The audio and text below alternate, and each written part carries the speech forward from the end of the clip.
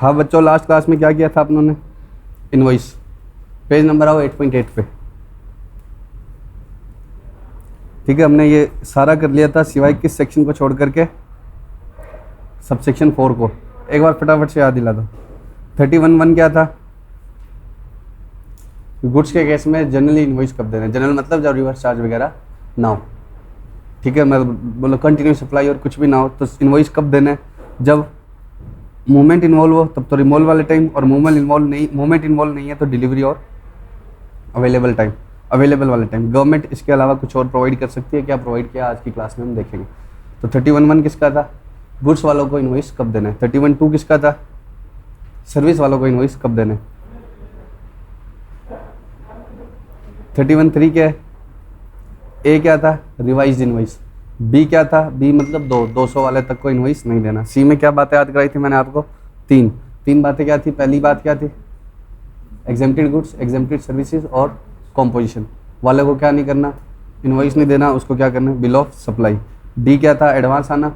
Advance आने पर आपको रिसीट वाउचर देना होगा। ई क्या था? Refund voucher. डी और ई की जोड़ी है वो क्या है? एडवांस वाउचर नहीं, रिसीट वाउचर और रिफंड वाउचर। और एफ और जी की जोड़ी है। एफ और जी में क्या है? ये दोनों मतलब जोड़ी मतलब ये एक दूसरे से क्या है? रिलेटेड है। और ई और एफ और जी क्या है? दोनों किसके हैं? रिवर्स चार्ज के। रिवर्स चार्ज में इनवॉइस आपको कब इशू करना है? जब सामने वाला अनरजिस्टर्ड हो। और पेमेंट वाउचर तो आपको हमेशा ही इशू करना है। 3 हमने अभी तक नहीं पढ़ा, 4 हमने अभी तक नहीं पढ़ा है। 5 में क्या था? सर्विस के केस में क्या करना है? सर्विस के केस में कंटिन्यू सप्लाई और सर्विस के केस में इनवॉइस कब इशू करना है? अगर ड्यू डेट असर्टेनेबल हो तो ड्यू डेट पे, किसी इवेंट से लिंक हो तो उस पर, और वो नहीं है तो फिर पेमेंट वाले टाइम। और 6 क्या था? अगर सप्लाई बीच में ही सीज हो जाए तो क्या होगा? सर्विस की सप्लाई बीच में सीज हो जाए तो जितनी सीज होने तक के दिन तक आपको इनवॉइस इशू करना है, सीज होने से पहले की गई सप्लाई का। 7 क्या था? Sales on approval. 6 महीने और approval which ever is earlier. 6 महीने और सप्लाई होने पर जो भी क्या अर्लियर। अब एनालिसिस में ज़्यादातर बातें वही समझाई गई है, तो जो मैं आपको नहीं समझा रहा वो आपको अपने आप पढ़ना है। जैसे कि ये पैराग्राफ आपको पढ़ना है, ये पैराग्राफ भी आपको अपने आप पढ़ना है, ये भी आपको अपने आप पढ़ना है, ये भी आपको अपने आप पढ़ना है। सप्लाई और सर्विस में क्या था टाइम ऑफ इनवॉइस? सप्लाई से 30 दिन के अंदर अंदर। अब ये 30 की बजाय 45 डेज है किसके केस में? इंश्योरर, बैंकिंग कंपनी और फाइनेंशियल इंस्टीट्यूशन इंक्लूडिंग एनबीएफसी। तो इनके केस में कितना है? 45 डेज। तो ये ज़्यादा याद रखने की बात है नहीं, क्योंकि इंश्योरेंस और बैंकिंग और फाइनेंशियल इंस्टीट्यूशन 3 ही लोगों के काम का है। ठीक है, उनको 45 डेज में। और इन्हीं के लिए एक एक्स्ट्रा लिमिट क्या है? Insurer, banking company, financial institution और any other class of supplier as may be notified. तो वो तो है नहीं हमारे। Making taxable supply of services between distinct person as specified in section 25। Distinct क्या था बताओ फटाफट से? 25 मैंने नहीं बताया, लेकिन डिस्टिंक्ट अच्छे से समझा दिया था आप। क्या था डिस्टिंक्ट? अगर राजस्थान में 2 है तो कब डिस्टिंक्ट होंगे? और यूपी में है तो 1 मिनट, ये राजस्थान है इस लाइन से इधर, ये अनरजिस्टर्ड, ये यूपी, ये रजिस्टर्ड और ये अनरजिस्टर्ड। ये सभी क्या है? एक ही आदमी के, मतलब एक ही पेन पर है। इस ऑफिस के लिए हम चेक कर रहे हैं डिस्टिंक्ट कौन सा है। क्या ये डिस्टिंक्ट है? यस। अपने स्टेट का डिस्टिंक्ट तभी है जब क्या है? जब रजिस्टर्ड हो। अपने स्टेट का डिस्टिंक्ट कब है? जब वो रजिस्टर्ड हो। ये डिस्टिंक्ट नहीं है, और दूसरे स्टेट के हमेशा ही डिस्टिंक्ट है। ये बात बता रखी है मैंने।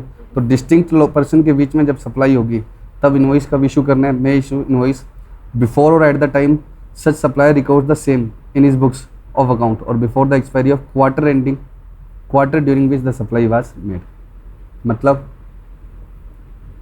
क्वार्टर या एंट्री वाले टाइम।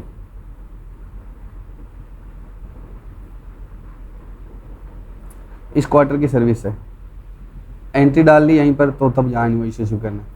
किसको? डिस्टिंक्ट पर्सन को। मतलब अपने ही है तो अपने ही। डिस्टिंक्ट का मतलब ये थोड़ी है कि क्या हो गया दूसरा कोई आदमी हो गया। पेन हमारा है बस रजिस्टर्ड, अपने ही 2 रजिस्टर्ड ऑफिस है। एक ही पेन पर क्या है? 2 रजिस्टर्ड है, लेकिन है तो अपने ही। तो इनको इनवॉइस आप कब इशू करेंगे? अगर आप इनको सप्लाई करते हैं तो क्वार्टरली इशू करेंगे। या तो आप बुक में एंट्री यहाँ डाल ले तो यहाँ, नहीं तो फिर क्या है, एक क्वार्टर का एक इनवॉइस। इनमें वॉल्यूम ऑफ वर्क बहुत होता है बैंकों में, और आपस में ब्रांचेस में क्या होता रहता है, ट्रांजेक्शन होता रहता है। तो इनको क्या बोला, हर एक सप्लाई के समय इनवॉइस ना इशू करके क्वार्टरली कर लेना या एंट्री वाले टाइम कर लेना। हाँ बच्चों, डिस्टिंक्ट का मतलब क्या होता है, डिस्टिंक्ट का क्या मतलब, टाइम ऑफ सप्लाई क्या है सर्विस के केस में, ठीक है। उसमें क्या लिखा हुआ था लॉ में, देखो क्या लिखा हुआ था, time of supply with in prescribed period लिखा हुआ था। मैंने आपको 30 डेज बता दिया था। और प्रेस्क्राइब्ड पीरियड क्या है, नॉर्मल लोगों के लिए तो 30 डेज ही है, नॉर्मल रूल 47 में है प्रेस्क्राइब्ड पीरियड, ठीक है। और नॉर्मल लोगों के लिए तो कितना है 30 डेज, लेकिन 3 के लिए क्या है 45, और अपने ही डिस्टिंक्ट लोगों के लिए 45 नहीं है, क्वार्टरली इनवॉइस करने की सुविधा है, ठीक है। एंट्री पहले डालोगे तो फिर एंट्री वाले टाइम, ठीक है। फिर हमने क्या पढ़ा था, continuous supply of service. Continuous supply of service में भी मैंने आपको बता दिया था, अगर due date of payment ascertainable है तो ये तो आपको अपने आप पढ़ना है, ये मैंने अभी आपको नहीं बताया गुड्स वाला, ये मैं अभी आज की वीडियो में ही आपको बता दूंगा। एग्जाम्पल देखो, Ritu manufacturer Delhi supplies goods to Prakash electronics Haryana. Ritu manufacturer क्या है, किसको गुड्स सप्लाई कर रहा है, प्रखर, सॉरी मैंने क्या बोल दिया, प्रकाश, मैंने क्या बोल दिया, प्रकाश, प्रखर इलेक्ट्रॉनिक्स को। The goods were removed from factory on 23 December, September obviously बात, तो 23 सितंबर को इनवॉइस गुड्स क्या हुए रिमूव, 23 सितंबर को क्या किया, इनवॉइस गुड्स रिमूव किए। तो मुझे इनवॉइस भी कब देना है, 23 सितंबर से पहले पहले। अगला क्या है, ये जो भी है Katyani securities private limited provide security services to royal jewellers for their jewellery exhibition to be organised on 5 October. कब ज्वेलरी का एग्जीबिशन हो रहा है, 5 अक्टूबर को, और मुझे उसके लिए क्या चाहिए, सिक्योरिटी की सर्विस। मैं अपनी ज्वेलरी का एग्जीबिशन कर रहा हूँ और मुझे गेट पर गार्ड टाइप के लोग चाहिए, तो मैंने वो सिक्योरिटी एजेंसी से बात की और उन्होंने 5 तारीख को मेरे इवेंट के बाहर गार्ड प्रोवाइड कर दिए होंगे। तो 5 तारीख को उन्होंने मुझे सर्विस दी, तो इनवॉइस कब इशू करना है, 5 से 30 दिन, जो क्या आएगा 4 नवंबर तक। चलो आगे बच्चों, इस गुड़िया ने पूछा है कि यहाँ पर क्या है, रिवर्स चार्ज तो नहीं, बूढ़े लोग ऐसे ही बोलते हैं बच्चों, तो इसने पूछा है कि यहाँ पर क्या है, रिवर्स चार्ज तो नहीं है। तो रिवर्स चार्ज तब लगता है जब ये कत्यानी सिक्योरिटीज प्राइवेट लिमिटेड क्या होता, other than body corporate. Service provider क्या होना चाहिए, अदर देन बॉडी कॉर्पोरेट। अगर सिक्योरिटी सर्विस वाला बॉडी कॉर्पोरेट है तो रिवर्स चार्ज नहीं लगता। आपके माइंड में ऐसी कोई बात आई नहीं। Where the supply of services ceases before its completion, ये भी आप अपने आप पढ़ोगे, बता दिया है ना। अप्रूवल बेसिस वाला भी बता दिया। अब चीज़ें बार बार क्या हो रही है, रिपीट। अब हम पढ़ने जा रहे हैं पर्टिकुलर्स ऑफ टैक्स इनवॉइस। याद है आपको 31(1) और 2 में क्या लिखा था, डिस्क्रिप्शन, वैल्यू, टैक्स और क्वांटिटी। 4 बातें तो लॉ में लिखी थी, और आगे क्या लिखा था, and such other particulars as may be prescribed, this particulars are prescribed in rule 46।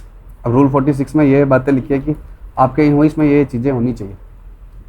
आपके इनवॉइस में क्या क्या चीज़ें होनी चाहिए, ये क्या क्या, नेम, एड्रेस एंड GSTIN।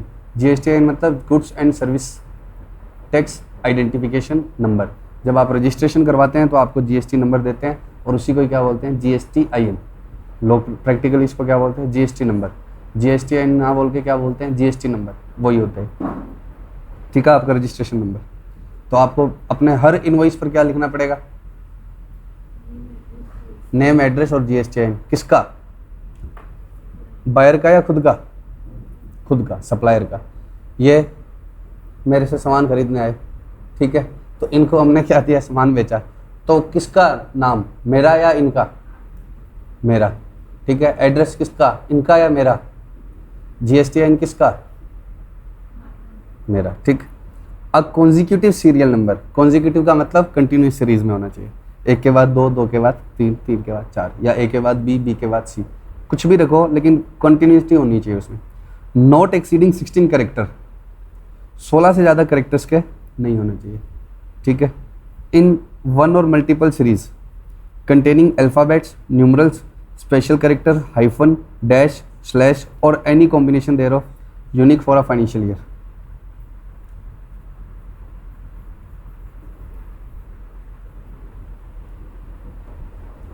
हाँ बच्चों, अब मान लो कि मैंने ऐसे कर रखा है, मैं अपने क्या रखना चाहता हूँ, बिल नंबर कस्टमर को पता नहीं लगना चाहता, तो मेरे लिए इसका नंबर 1 है, इसका नंबर 2 है, तो मैं 12 नंबर बिल काटूंगा तो ये हो जाएगा। चलेगा या नहीं चलेगा? आप स्लैश हाइफन कुछ भी यूज़ करो, बट उसमें कोई कंटिन्यूटी होनी चाहिए। हम पूछे तो तुम हमें समझा दोगे, जीएसटी वाले पूछेंगे तो हमें बता दोगे कि हमारे इसका मतलब क्या है, इसका मतलब क्या है। आपके बिल का number A B C D, उसके बाद में 26 होने के बाद आप क्या स्टार्ट कर दो, ए फिर ए बी फिर ए सी, कुछ भी रखो आप, अल्फ़ाबेट्स रखो, नंबर रखो, कुछ भी रखो, ठीक है। लेकिन उसमें कुछ ना कुछ क्या होनी चाहिए, कंटिन्यूटी, जो आप हम पूछेंगे तो हमें बता दो। भाई आप अपने कस्टमर से या अपनी ब्रांच वालों से पता नहीं लगने देना चाहते, तो उनको बोलना चाहते हो कि आप ऐसे कर लो। भाई जैसे मैं डोमिनोज़ में जाता हूँ तो वहाँ पर मेरे को पता लग जाता है, वो मुझे बोलता है ऑर्डर नंबर 205 आ जाओ, 205 आ जाओ, तो मुझे पता लग जाता है कि इसका कौन सा बिल है, आज का 205वां बिल है। अब वो मुझे कहता है कि ऑर्डर नंबर ये आ जाओ, तो मुझे नहीं पता लगेगा, लेकिन उनमें कोई ना कोई कंटिन्यूटी आपस में उनकी होनी चाहिए। तो एक तो बिल में क्या होना चाहिए, पहले में कितनी बात होगी, 3, क्या, नाम पता और नंबर, ठीक है। दूसरा बिल नंबर, इनवॉइस नंबर, ठीक है। तीसरा डेट। चौथा अगर रेसिपिएंट रजिस्टर्ड है तो उसका भी नाम पता और जीएसटी, तो इनका भी आएगा या नहीं, यस इफ रजिस्टर्ड। और अगर अनरजिस्टर्ड है तो यूआईएन नहीं होता नालायक, यूआईएन अभी बताया ही नहीं तुम्हें मैंने, ये रजिस्टर्ड लोगों। हाँ जी बच्चों, यूआईएन क्या होता है आपको बाद में बताएंगे, लेकिन जीएसटीआईएन तो समझ में आता है। तो अगर मेरा बायर रजिस्टर्ड है तब उसका भी क्या होना चाहिए, नाम पता और जीएसटीआईएन नंबर। और अगर बायर रजिस्टर्ड ही नहीं है तो कहाँ से लाऊंगा मैं। मान लो कि तुम्हें बिल देना है मुझे कोचिंग का, मुझे तुम्हें क्या देना है, बिल मतलब इनवॉइस, ठीक है। तो तुम्हारा नाम लिख सकता हूँ मैं, तुम्हारा पता लिख सकता हूँ, तुम्हारा जीएसटीआईएन नंबर थोड़ी है। और यूआई नंबर तो हम बाद में रजिस्ट्रेशन के चैप्टर में आपको समझा देंगे। एक बार सिर्फ क्या समझ लो, इधर जीएसटीआईएन नहीं है, ठीक है, पक्का? अरे बोलो। तो अगर बायर रजिस्टर्ड है तब उसका भी जीएसटीआई नंबर, और वो ऑब्वियस ही बात है कहेगा, क्यों, क्योंकि उसी बेसिस पर उसको क्या मिलेगा, क्रेडिट, ठीक। नेक्स्ट, अगर बायर अनरजिस्टर्ड है, बायर का मतलब रेसिपिएंट, बायर का मतलब, अगर बायर क्या है, अनरजिस्टर्ड है, तब क्या होगा, अगर 50,000 या उससे बड़ा बिल है और 50 से कम का है, तो 50,000 से कम का है तब तो क्या देना है, अब 50,000 या उससे बड़ा है तब तो क्या देना है, नाम पता तो देना ही पड़ेगा। जीएसटीआई नंबर क्या है, नहीं है, नाम तो आई तुम्हारा, पता तो आई, and the address of delivery along with the name of state and its code, ठीक है। अब आपका एड्रेस है कहाँ पर, गोगेट पे, लेकिन आपने अपनी डिलीवरी कहाँ मंगवाई, किसी और पे जगह पर, तो मुझे एड्रेस ऑफ डिलीवरी भी बताना पड़ेगा, ठीक है। स्टेट अगर आपने राजस्थान में, वो स्टेट और बताना पड़ेगा। किसके केस में, 50,000 या उससे बड़े के केस में। और 50,000 से कम का है तो मुझे नाम पता भी देने की ज़रूरत नहीं है, बट अगर वो रिक्वेस्ट करे तो मैं दे दूँ, ठीक है। बोलो कि अब एक बार ना इसके आगे नंबर डाल लो तुम, 1 2 3 4, ताकि तुम्हें याद रहे कितने पॉइंट्स। ऐसे आएगा क्या इनवॉइस की, वो बता दो रिक्वायरमेंट्स, नहीं, क्या क्वेश्चन आएगा कि 50,000 से बड़ा बिल था और ये नहीं डाला, और ये सब इस तरह से आएगा क्वेश्चन, ठीक है। या बायर का बिल नहीं डाला तो बताओ आप क्या बोलोगे, रूल 46 क्या होगा, इन्फ्रिंज होगा। HSN कोड फॉर गुड्स और गुड्स एंड सर्विसेज, HSN की फुल फॉर्म क्या थी बताओ, मैंने बता रखी आपको,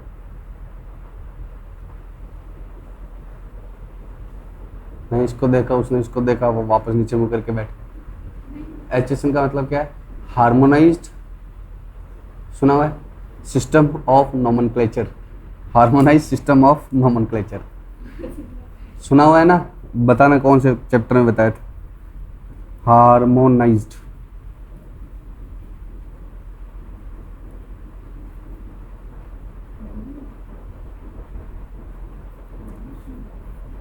हर प्रोडक्ट का क्या है, एक नंबर है, एक यूनिक नंबर है, जो इंडिया का नहीं है, वो इंटरनेशनली वर्ल्ड ट्रेड ऑर्गेनाइजेशन के हिसाब से हमने डिसाइड किया हुआ है। तो इंडिया में उस प्रोडक्ट का नाम जो है वही कहाँ पर है, बाहर है, और उसी के हिसाब से कोई नोटिफिकेशन आती है, सब कुछ आती है। तो हर प्रोडक्ट और सर्विस का क्या है, HSN कोड है, तो वो भी आपके इनवॉइस में होना चाहिए।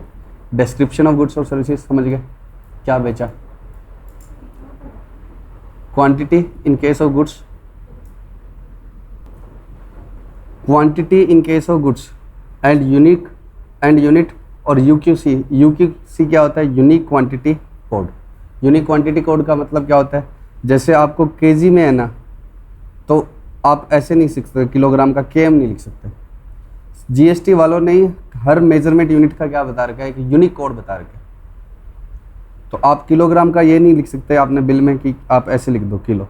अब वो क्या लिखना है? शॉर्ट फॉर्म भी लिखनी है तो केजीएस ही लिखना है। अगर किलोग्राम के उन्होंने फुल शॉर्ट फॉर्म या यूनिक क्वांटिटी कोड क्या लिख रखा है? केजीएस, तो आपको क्या लिखना है? केजीएस ही लिखना है। आप ऐसे नहीं लिख सकते, इतना लिख के चलो। तो यूनिक क्वांटिटी कोड डिसाइड किया हुआ है हर मेजरमेंट यूनिट का, और उसी कोड में आपको क्या करना है? बिल में मेंशन करना है। ठीक है, तो यूनिक क्वांटिटी कोड का मतलब हर, जैसे लीटर का उन्होंने एलटीआर बता दिया तो आपको एलटीआर में ही करना पड़ेगा, आप एलआईटी लिख कर नहीं छोड़ सकते। ठीक है, गॉट इट।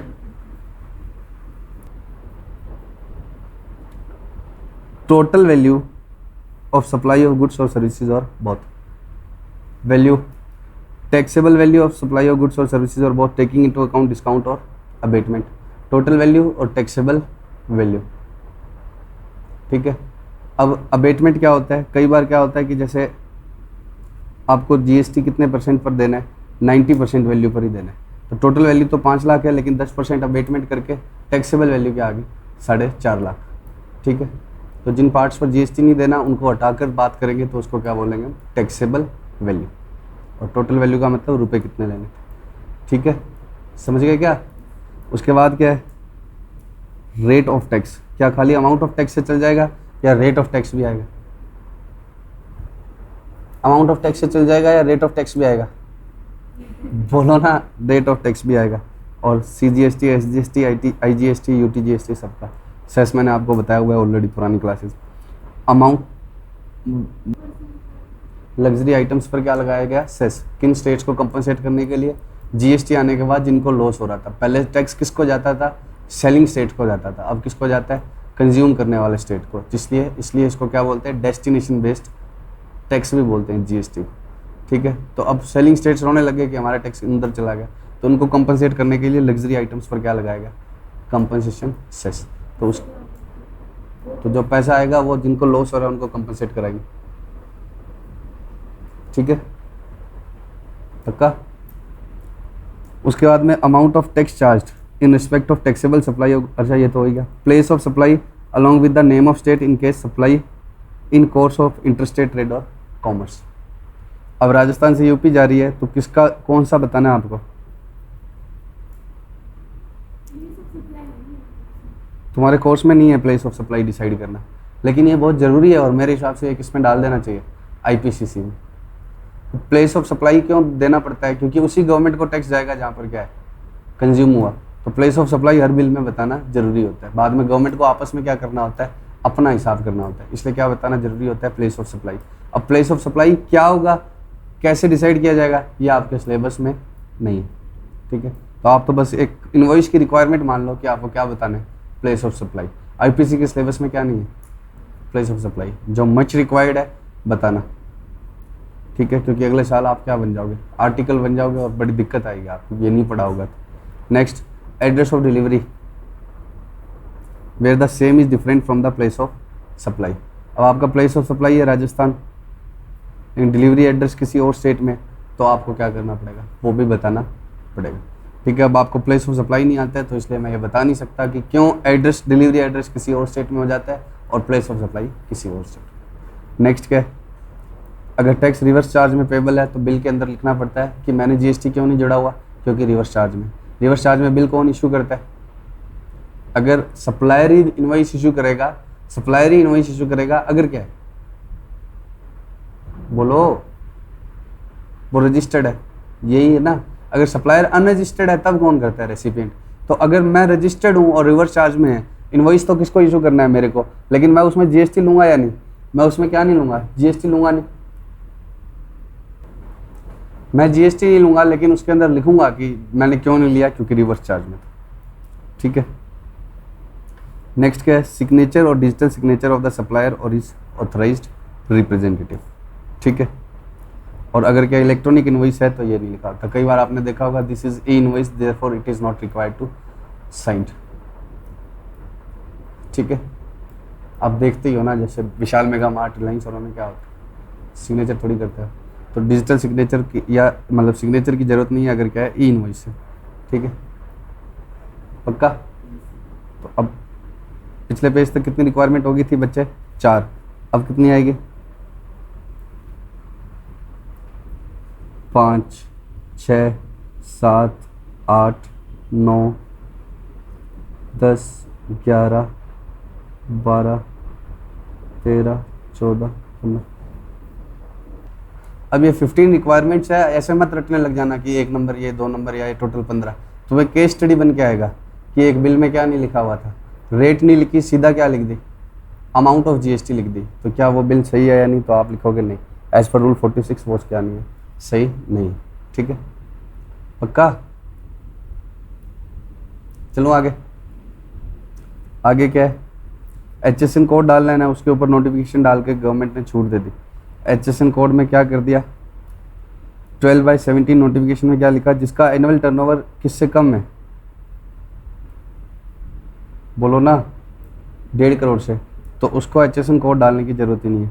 और जिसका क्या है 1.5 से 5 करोड़ तक है, तब क्या है, वो HSN कोड के सिर्फ 2 डिजिट डाल देगा। 8 डिजिट का प्रोडक्ट नंबर होता है, सिर्फ कितने डाल देना, 2। और 5 करोड़ से ज़्यादा है तो कितना, 4। तो HSN कोड पूरा नहीं डालना। पहले तो रूल 46 में तो क्या लिखा है कि पूरा HSN कोड डालना है, लेकिन अगर आपका टर्नओवर इतने के अंदर अंदर ही है तो आपको क्या नहीं करना, पूरा HSN कोड नहीं डालना। HSN कोड क्यों डालती है गवर्नमेंट? कौन सा प्रोडक्ट कितना बिकता है, कैसे बिकता है, ये जानने के लिए। तो HSN कोड डालने की जरूरत नहीं है किसको, जिसका टर्नओवर किससे कम है, 1.5 करोड़ से या 1.5 करोड़ तक है, उसको 1 डिजिट का भी HSN कोड 8 डिजिट का होता है, तो उनको तो 1 भी डिजिट लिखने की जरूरत नहीं है। और बाकियों को कितने दिखने हैं, 2 या 4। अब मेरे को बोलना बहुत आसान है, लेकिन आपको क्या याद रहना चाहिए, लिमिट्स। क्यों? तो वहाँ वो कह देगा कि इतना का टर्नओवर था, उसने HSN कोड डाला ही नहीं, जबकि उसको 2 डिजिट डालने थे, मान लो यहाँ लगेगा। तो आपको क्या होना चाहिए, ये याद होना चाहिए। पक्का, बोलो। और ये क्यों छूट दी गई? तो क्योंकि क्या है, जैसे एक वैरायटी स्टोर वाला 10 तरह की आइटम, मान लो 100 तरह की आइटम बेचता है, तो उसको 100 HSN कोड याद रखने लेते। तो तुम छोटे हो तो तुम्हें सारे याद रखने की जरूरत नहीं। Manner of issuing invoice, manners होने चाहिए। मैनर ऑफ इशूइंग इनवॉइस का मतलब क्या है, इनवॉइस की कितनी कॉपी देनी है, ट्रिप्लिकेट या डुप्लीकेट। डुप्लीकेट का मतलब जब आप सर्विस प्रोवाइडर हो, और जब आप गुड्स प्रोवाइडर हो मतलब सप्लाई ऑफ गुड्स हो, तब क्या है, ट्रिप्लिकेट में ओरिजिनल किसकी रहेगी, रेसिपिएंट की। डुप्लीकेट किसके पास जाएगी, ट्रांसपोर्टर के पास। ट्रिप्लिकेट किसके पास जाएगी, सप्लायर के पास। और अगर क्या है, ट्रांसपोर्टर है ही नहीं, आप अपनी दुकान पर बेचते हो तो 2 से भी चल जाते हैं। ठीक है, जब ट्रांसपोर्टर है ही नहीं तो 3। मेरी फैक्ट्री से माल मैंने भेजा कहाँ पर, A लोकेशन से B लोकेशन पर, तो ओरिजिनल कॉपी तो किसके पास जाएगी, B लोकेशन वाले रेसिपिएंट के पास। सबसे तीसरी कॉपी किसके पास रुकी रहेगी, मेरे पास। और ये किसके पास रहेगी, दूसरी कॉपी किसके पास रहेगी, ट्रांसपोर्टर के पास। ठीक है, सर्विस रिसीवर में ट्रांसपोर्टेशन होगा। मैं तुम्हें ट्रक में भेज रहा हूँ, सर्विस का भी इंटेंजिबल आइटम है, सर्विस का भी ट्रांसपोर्ट होगी क्या, तो उसमें कितने की ज़रूरत होगी, 2 की। ठीक है, तो ट्रांसपोर्टर वाली कॉपी की ज़रूरत नहीं। बोलो ना, पक्का।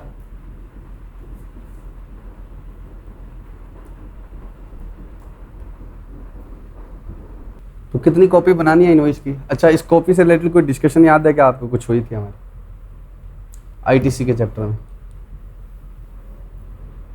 इनपुट टैक्स क्रेडिट वाले चैप्टर में मैंने बोला था कि मैं आपको इनवॉइस वाले चैप्टर में समझ में आ जाएगा। उसमें एक जगह लिखा था कि ऐसा कोई ज़रूरत नहीं है, कहीं लिखा नहीं हुआ है कि आपको आईटीसी लेने के लिए बायर के पास कौन सी कॉपी होनी चाहिए। लेकिन रूल 46 में क्या कहता है, 48 में, रूल 48 में क्या लिखा हुआ है कि बायर के लिए कौन सी कॉपी रखी जाती है, ओरिजिनल। तो प्रेफरेबली वहाँ पर क्या लिखा हुआ था, ओरिजिनल कॉपी रखे बायर। क्रेडिट लेने की कोई कंडीशन नहीं है कि बायर के पास कौन सी कॉपी होनी चाहिए, लेकिन क्या है, बोलो, इस रूल 48 से क्या आइडिया लग रहा है कि बायर के पास कौन सी कॉपी होती है, ओरिजिनल। ठीक है, ये मैंने वहाँ पर लाइन छोड़ दी थी वहाँ। तो आईटीसी में बस क्या लिखा हुआ था कि आपके पास इनवॉइस होना चाहिए, याद है ना, टैक्स पेइंग डॉक्यूमेंट होना चाहिए। आईटीसी कंडीशन क्या थी, आपके पास क्या होना चाहिए, टैक्स पेइंग डॉक्यूमेंट। तो कौन सी कॉपी होनी चाहिए, वहाँ पर कुछ नहीं लिखा, लेकिन यहाँ क्या लिखा हुआ है कि बायर को हम कौन सी कॉपी दिया करेंगे, original. The serial number of the invoice issued during a tax period shall be furnished electronically in form GSTR1 details of outward supply of goods और सर्विसेज थ्रू कॉमन पोर्टल। जो मेरे serial number चल रहे हैं invoice के, वो मुझे cash पर बताने पड़ेंगे जीएसटी नेटवर्क पर कि इस साल मेरे ये सीरियल नंबर चल रहे हैं।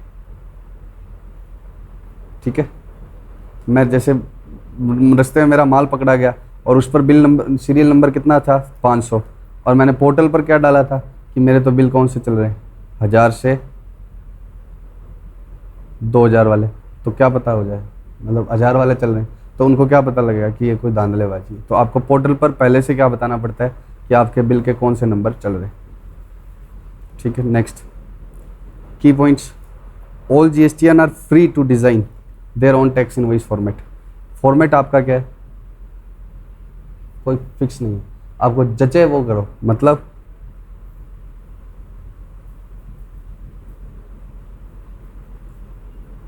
समर्थ कॉमर्स क्लासेस यहाँ लिखूँ या यहाँ लिखूँ या यहाँ लिखूँ, मेरी मर्जी। बस क्या लिखा होना चाहिए, नाम। एड्रेस कहाँ होना चाहिए, ऊपर या नीचे, मेरी मर्जी, कहीं पर भी। फ़ोन नंबर कहाँ होना चाहिए, ऊपर या नीचे, ज़रूरी नहीं।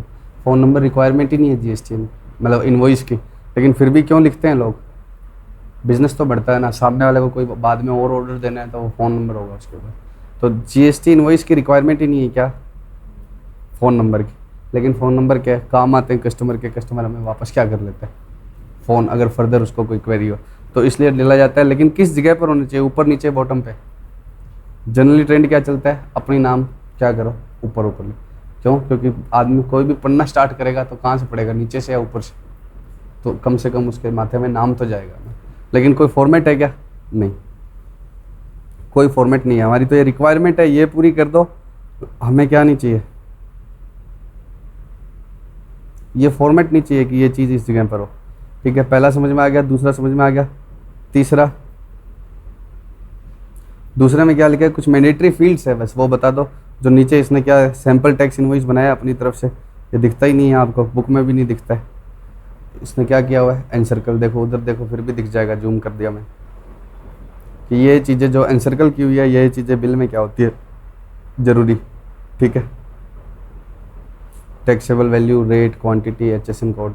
ठीक है, थर्ड पॉइंट आपको समझ में आ ही जाएगा। थर्ड पॉइंट क्या है, गुड्स के लिए अलग टाइम है और सर्विस के लिए क्या है, अलग टाइम। ये तो आपको पता ही है, गुड्स के लिए क्या है, रिमूवल वाले टाइम, और सर्विस के लिए क्या है, 30 दिन।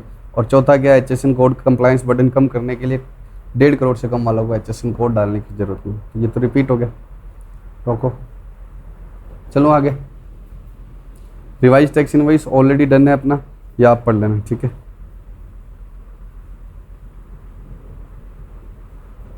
करवा दिया था ना रिवाइज टैक्स इनवॉइस।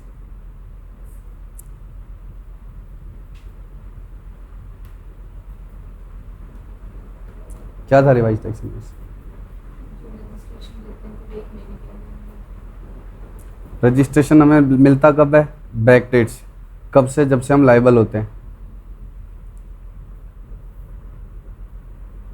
मैं यहाँ लायबल हुआ और रजिस्टर यहाँ हुआ, तो मेरे को रजिस्ट्रेशन की इफेक्टिव डेट क्या होती है, यहीं से होती है, जब से मैं क्या होता हूँ, लायबल, L फॉर लायबल। तो यहाँ से लेकर यहाँ तक की मैंने क्या कर दिया, रिवाइज टैक्स इनवॉइस इशू करता हूँ, यहाँ से लेकर यहाँ तक के इस पीरियड के। हाँ, तो इस पीरियड का क्या इशू करता हूँ, रिवाइज टैक्स इनवॉइस। पहले तो मैंने क्या कर सकता था, मैं इनवॉइस इशू कर ही नहीं सकता था। पहले तो मैंने उनको कच्ची रसीदें दी होगी, क्योंकि उस समय मेरे पास GST नंबर ही नहीं था।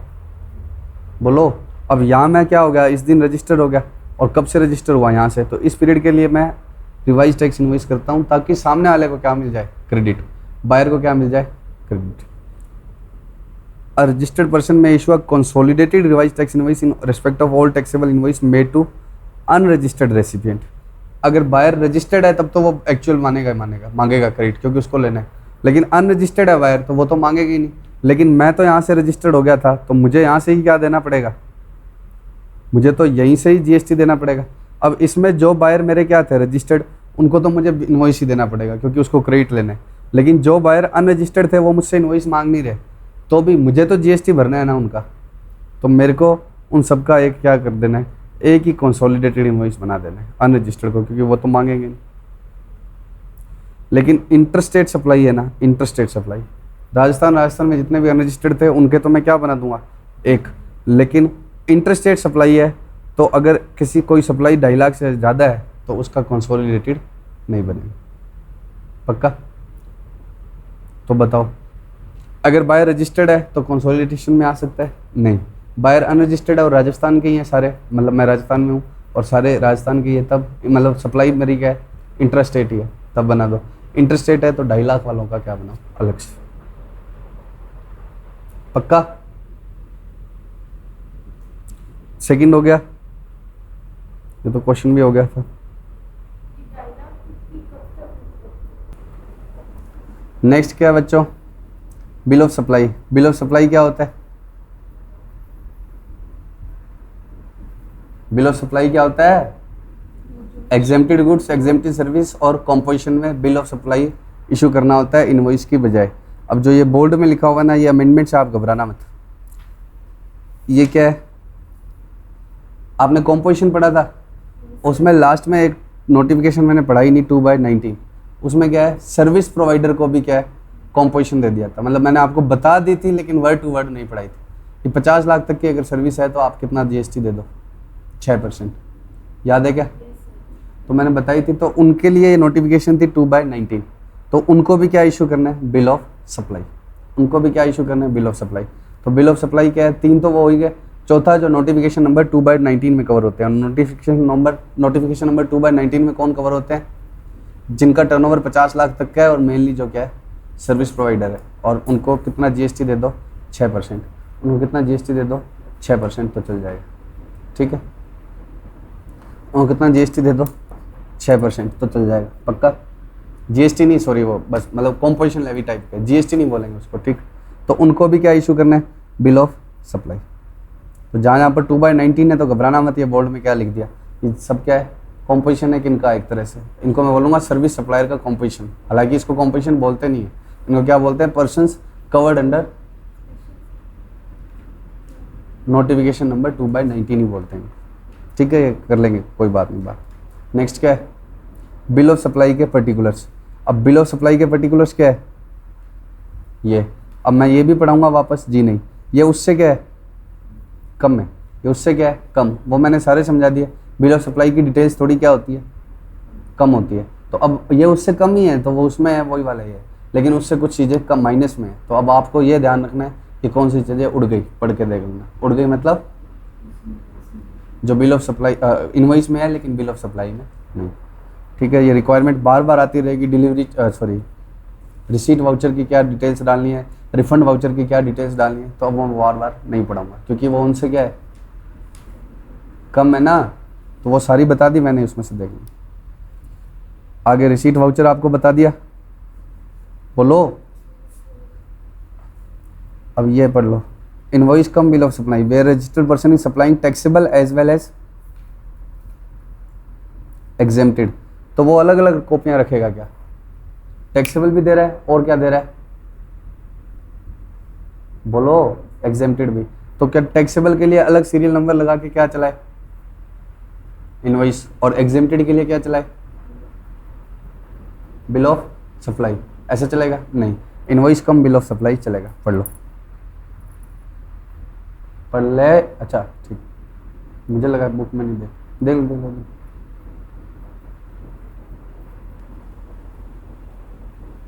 अब आगे क्या है बच्चों, रिसीट वाउचर की रिक्वायरमेंट।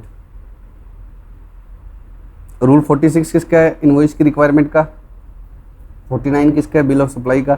54 आगे आएगा अभी। ठीक है, उसके बाद में रिसीट वाउचर की रिक्वायरमेंट। ठीक है, पढ़ लोगे अपने आप रिसीट वाउचर की रिक्वायरमेंट। इसमें कोई एक आधी चीज़ नहीं होगी, अमाउंट ऑफ एडवांस जो है, ठीक है, उसमें वैल्यू ऑफ सर्विस नहीं होगी, क्या होगा, अमाउंट ऑफ एडवांस, और वैल्यू ऑफ कुछ नहीं होंगे। Where at the time of receipt of advance rate of tax and nature of supply is not determinable. तो रेट ऑफ टैक्स क्या ले लेना 18% और सप्लाई क्या मान लेना इंटर स्टेट, मतलब IGST लेना। अगर ये डिटर्मिनेबल नहीं है, मान लो मैं 5 तरह की सर्विस देता हूँ, ठीक है, 5 अलग अलग तरह की, और आपने मुझे एडवांस दे दिया और बोल दिया कि मैं कोई सी भी सर्विस क्या करेंगे हम अवेल कर लेंगे, तो और उन 5 पर रेट क्या है अलग अलग, उन 5 पर रेट। गुड्स में ये एग्जांपल क्यों नहीं ले सकता मैं, क्योंकि अभी वो नोटिफिकेशन आ गई, तो गुड्स में तो एडवांस आने पर क्या नहीं लेना GST लेना ही नहीं। गुड्स पर बिल्कुल फिट बैठता, कैसे बैठता कि मैं 10 तरह की आइटम बेचता हूँ, आपके शादी का फंक्शन है महीने बाद, आपने बोला कि मंगवा लेंगे जो आइटम जितनी जितनी ज़रूरत पड़ेगी, और आपने मुझे एडवांस दिया, तो मैं GST किस रेट से लगाऊँ 18%, ठीक है। लेकिन अभी ये फिट नहीं बैठता, क्यों नहीं बैठता, क्योंकि गुड्स पर एडवांस में अभी GST लेना ही नहीं, गुड्स पर तो इनवॉइस के टाइम ही क्या लेना है GST 66/2017 के बाद। तो इसलिए मैं किसका एग्जांपल ले रहा हूँ, केवल सर्विस का, ठीक है। तो रेट क्या लगेगी 18% और टैक्स क्या लगेगा IGST। अगर ये डिटर्मिनेबल नहीं है, अगर उसने बता ही दिया कि मैं इस चीज़ के लिए एडवांस दे रहा हूँ, तब नहीं लगेगी ये। अगर ये डिटर्मिनेबल नहीं है तब ये होगा, ठीक है। तो अगर ये असर्टेनेबल नहीं है तो आप आए मेरे पास, मैं इधर क्या सिखाता हूँ CA की पढ़ाई, इसके अलावा मैं हॉर्स राइडिंग भी सिखाता हूँ, इसके अलावा हाँ बच्चों मैं CA भी सिखाता हूँ, मैं डांस भी सिखाता हूँ, मैं सिंगिंग भी सिखाता हूँ, मैं और कोई एक चीज़ और सिखाता हूँ। अब तुम आए, तुमने कहा कि सर कुछ ना कुछ तो कर ही लेंगे, एडवांस लेंगे, और मुझे ये नहीं बताया कि CA पढ़ने के लिए या डांस सीखने के लिए क्या करोगे, तो मेरे को पता नहीं है। हाँ तुमने बता दिया कि हम पैसे किसके दे रहे हैं CA के, तब तो बात ही खत्म। अब पता नहीं है और मान लो इन पर रेट अलग अलग है, तो फिर कौन सी रेट लगेगी 18, पक्का क्या। और IGST क्यों ले रहे हैं, ताकि स्टेट का हिस्सा खा जाए, एक बार तो हमारे पास ही आ जाए। CGST SGST लगाने से क्या होगा, कुछ किस में चला जाएगा स्टेट, ठीक है। और IGST का क्रेडिट भी मिल जाता है इधर उधर, तो कई सारे इम्प्लीकेशन है, इसलिए इन्होंने क्या बोल दिया इंटर स्टेट मान के IGST लो, ठीक। बाकी हम एसएलओजी कोजी की ज़्यादा पढ़ भी नहीं। रिफंड वाउचर रिक्वायरमेंट पढ़ लोगे, बोलो बच्चों।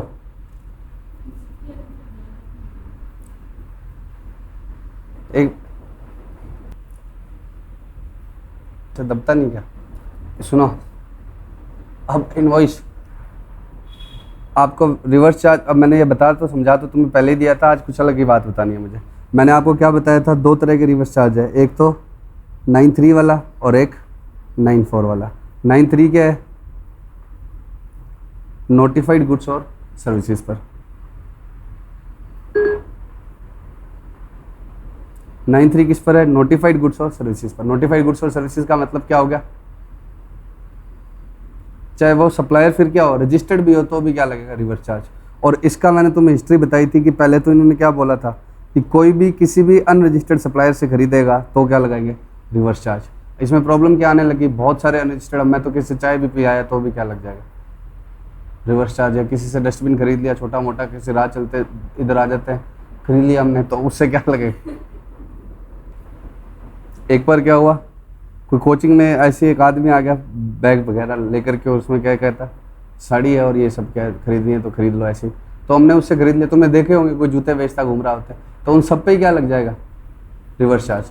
तो ऐसे पॉसिबल नहीं था ये प्रैक्टिकली, तो उन्होंने क्या किया, बोला कि हम बताएंगे कि किन लोगों को अनरजिस्टर्ड सप्लायर से खरीदने पर क्या लगेगा रिवर्स चार्ज। और उन्होंने अभी तक सिर्फ क्या बताया, ये कौन सा, बिल्डर और promoter must purchase 80% of input और input services used in supplying the services from registered person.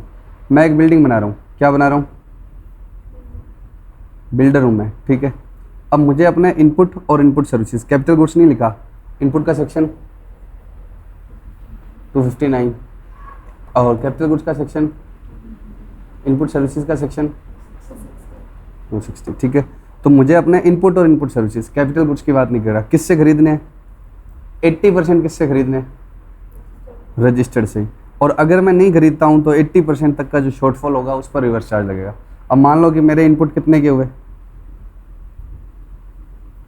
1 lakh. Input मतलब इनपुट एंड कितने के हुए? 1 लाख। 1 लाख का मैंने 70,000 किससे खरीद लिया? रजिस्टर्ड से। तो रजिस्टर्ड से खरीद लिया, कोई दिक्कत नहीं। बचा हुआ 10 किससे खरीदना पड़ेगा?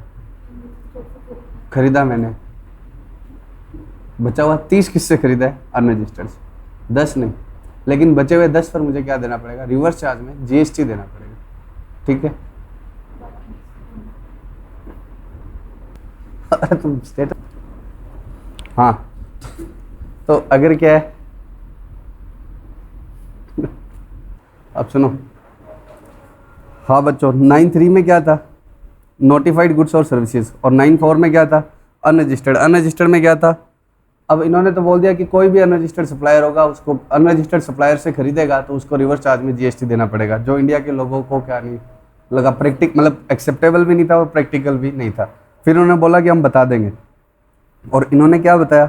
बिल्डर्स का, बिल्डर का क्या बताया कि बिल्डर को क्या करना है? 80% इनपुट्स और इनपुट सर्विसेज किससे लेनी है? रजिस्टर्ड से ही लेनी है बिल्डर को। और अगर वो नहीं लेता है 80% तक, तो जितना कम पड़ेगा उसको क्या करना पड़ेगा? 80% से जितना कम पड़ेगा, to the extent of short of 80% of inward supplies from registered dealer, उस पर रिवर्स चार्ज में जीएसटी देना पड़ेगा। अब मान लो मेरा इनपुट और इनपुट सर्विस, कैपिटल गुड्स जोड़ने हैं क्या इसमें? नहीं। इनपुट और इनपुट सर्विसेज 1 लाख के थे, बहुत कम होता है, बिल्डर्स में करोड़ों का होता है हिसाब किताब। तो 1 लाख था, तो 1 लाख का 70% मैंने किससे खरीदा? रजिस्टर्ड से। और 30% किससे खरीदा मैंने? अनरजिस्टर्ड से। कितना आ गया? बोलो ना।